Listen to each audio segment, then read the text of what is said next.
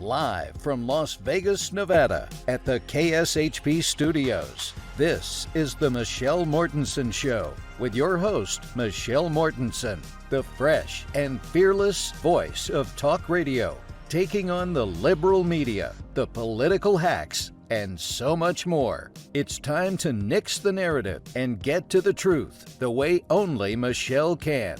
Now, here's your host, the fresh, fiery, and factual voice of politics and news, 8-time Emmy winner, Michelle Mortensen.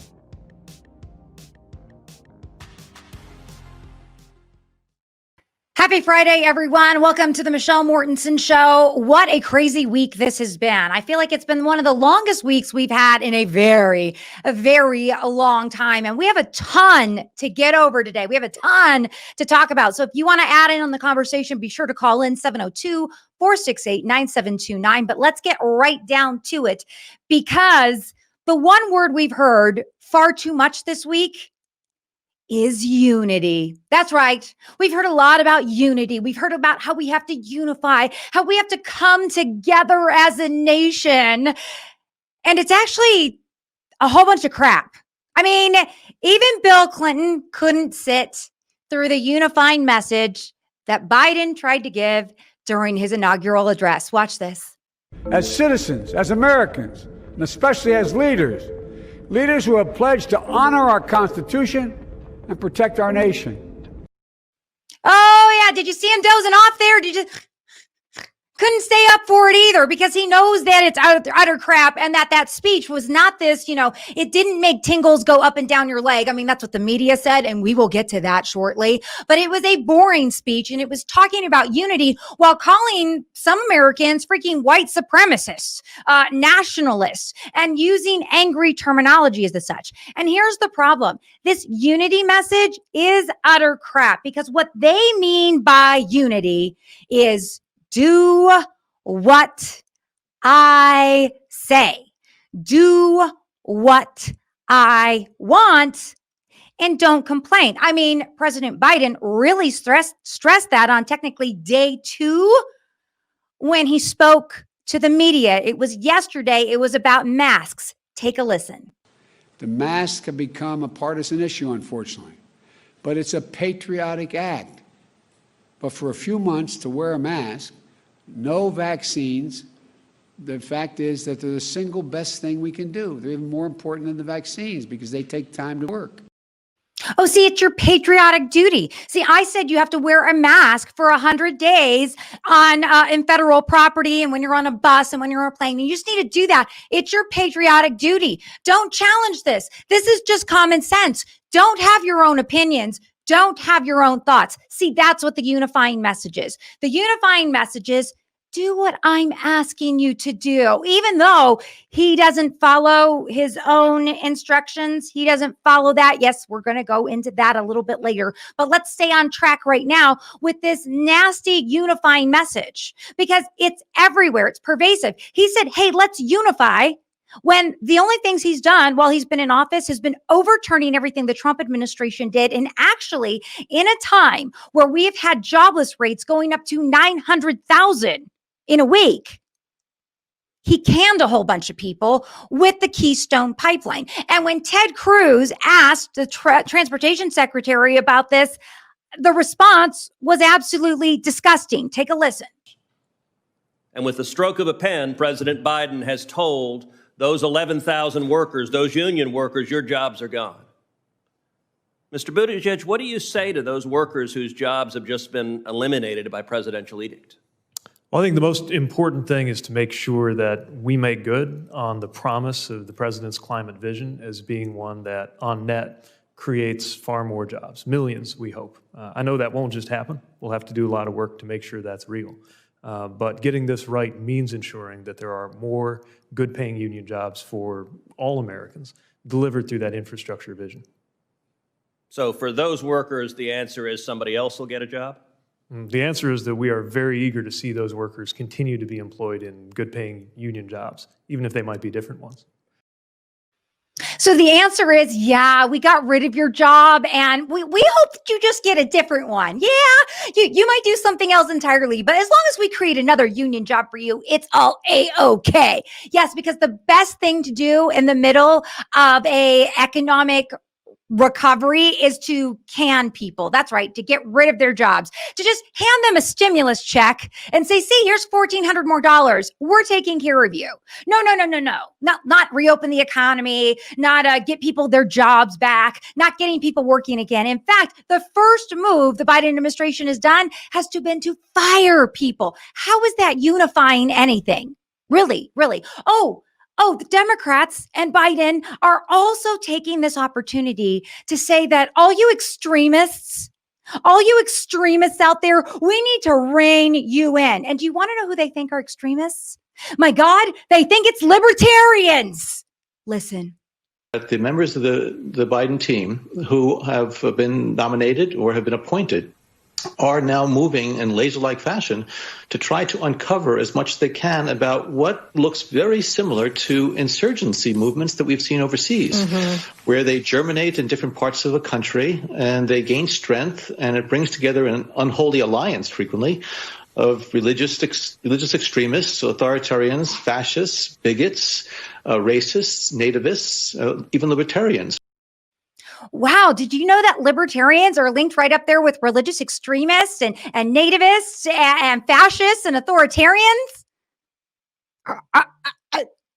Libertarians are the free speech people. Libertarians are the ones who are like, hey, you do you, boo, but let me do me. Libertarians are not insurrectionists. Libertarians are not freaking domestic terrorists. But see, this is the language from the left, that if you aren't a part of the left, you, my friend, are a domestic terrorist. Meanwhile, there are actual domestic terrorists the day that Joe Biden is sworn in as president over in Seattle and in Portland who are breaking up the place and burning things down. And I'm sorry, have we heard anything? Let me listen closely. Have we heard anything from the left about that? By golly, Miss Molly, no, we haven't. In fact, where was all the outrage? Where was all the outrage for what happened in Seattle and Portland? Oh man, that's really peculiar. Not one word from those Democrats, but man, they'll constantly bring us up these conservative, white supremacist, racist libertarians. Yeah. That's the real problem. You're right. You're absolutely right. How did I get that all wrong? See, rioters, the Capitol rioters on January 6th, they're bad people. But God, that Antifa in Seattle and Portland, God love them. We're just not going to sing anything about any of that. See, none of this brings unity. Unity is saying white supremacists are bad, just as Antifa is bad, but you aren't automatically an Antifa or a white supremacist because of the political party that you belong to. See, that would be a more unifying message. My God, even Nancy Pelosi, she thinks that the impeachment is going to unify us, that impeaching former President Trump, that's the way that we're all going to join arms and sing, Kumbaya, my Lord, Kumbaya. Is she insane?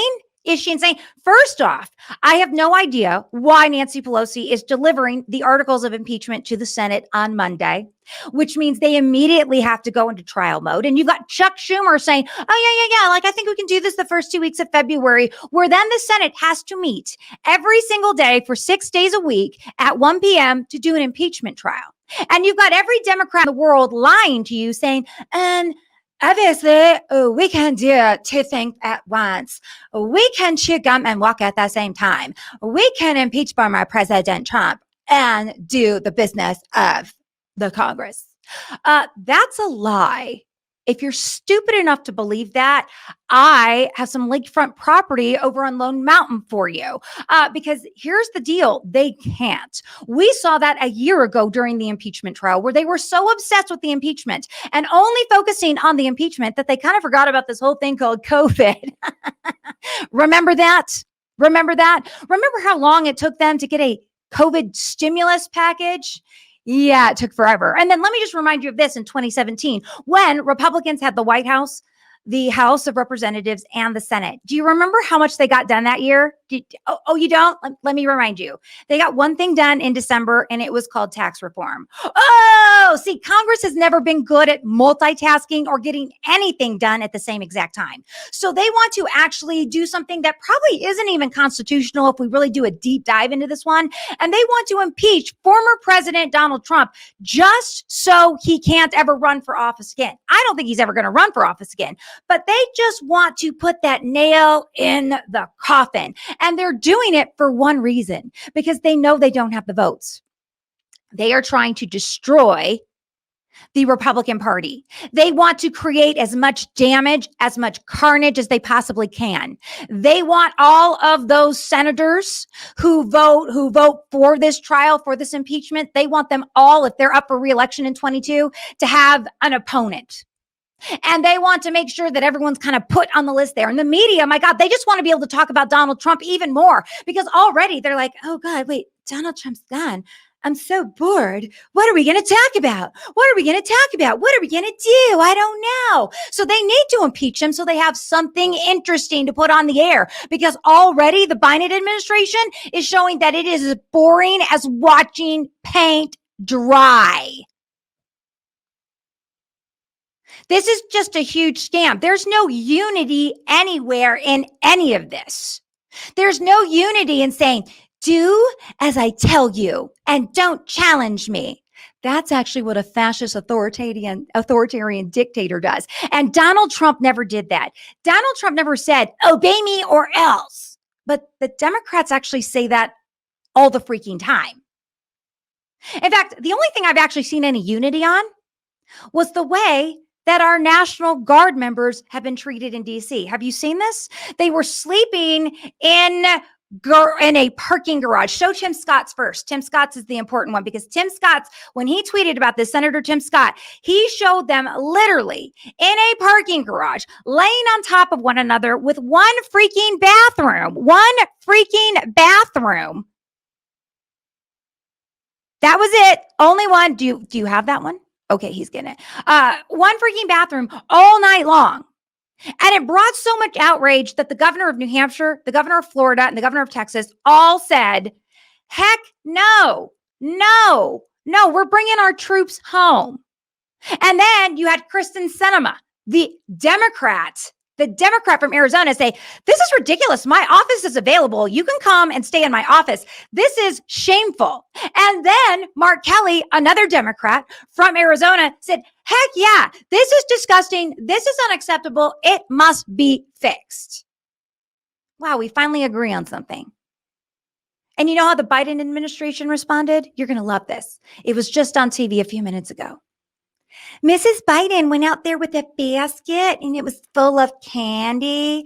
And she gave candy to the troops to say, gosh darn it, we appreciate you. And they took a picture. Ah, my God. I'm just feeling the love for our U.S. military there, aren't you? I mean, like, that gave me tingles down my freaking spine. I mean, the first lady gave him candy. That makes it all better. Can you imagine right now if Donald Trump or Melania Trump had gone out there to the National Guard and handed them candy and did a photo op? Could you imagine what would be said right now? Could you imagine? Oh my God, they'd be losing their freaking minds. Nancy Pelosi would come out and say, this is disgusting. I can't believe they did this at the photo op. Let me tell you, Nancy Pelosi and all those Democrats are two-faced liars, because see, the entire time in 2020 when America was burning down to the ground, they didn't want those National Guard troops there. No, they're sending a bad signal. They're like stormtroopers. That's what Nancy Pelosi called them, stormtroopers. Oh, but now that their British capital was raided, oh, clutch my pearls, I'm so scared. I need the National Guard. And you needed them for optics for Biden's inauguration. And as soon as you were over it, you were like, yeah, you can go sleep in a parking garage. Oh, here's some candy. It's all better now. Everyone knows that was repugnant. See, this is why we don't have any unity, because it's basically all about narrative. We give a crap ton of narrative to you. Democrats are giving a narrative saying, you need to do what we say about COVID. You need to follow the science. Oh, if we were going to follow the science, we would know that cloth masks don't work and our kids would be back in school. If we were going to follow the science, we would know that there are only 2 genders. If we were going to follow the science, we know that a fetus has a heartbeat by about 8 days. But see, we only follow science when it fits our narrative, because that's what Democrats do. And then Democrats in the media go after you conservative voices and say, see, you're the rebel rousers. You're domestic terrorists. You're insurrectionists because you just don't believe everything we believe and you're not doing what we say. Okay, Pablo Escobar. Thanks. Really appreciate that. This unity message is absolute and utter crap. We will not have unity until you have freedom of speech. You will not have unity until you have a press that you can actually believe. You will not have unity until you start looking at people as people. And let me tell you what every politician in America does right now. They look at the people across the aisle from them as the enemy. Democrats look at you as the enemy, and Republicans, many of you look at Democrats as the enemy. When you see your fellow man as the enemy and not their ideas as wrong, but you just see them as an actual enemy that needs to be stopped, there ain't no unity there, because community creates unity. And when we have community, I can be friends with a Democrat. I can be friends with a flaming liberal. I can be friends with a socialist and not want to hate them, destroy them, silence them, and kill them. Because I know how to be a decent human being. But pretty much when you become a politician, being a decent human being goes out the window. And all that matters is you winning. And Biden, Chuck Schumer, Pelosi, they show us that all the time. Now, don't get me wrong. Republicans do it too.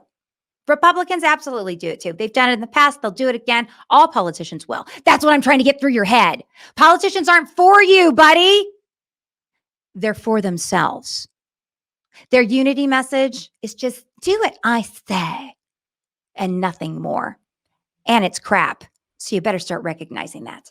All right, we've got to take a quick break, because when we come back, we're going to do a deep dive in why no one trusts the media anymore. And I've got examples to prove you exactly why. But it is Friday, so let's rock out to a little bit of The Cure, Friday I'm in Love, before we take our commercial break. We'll be right back.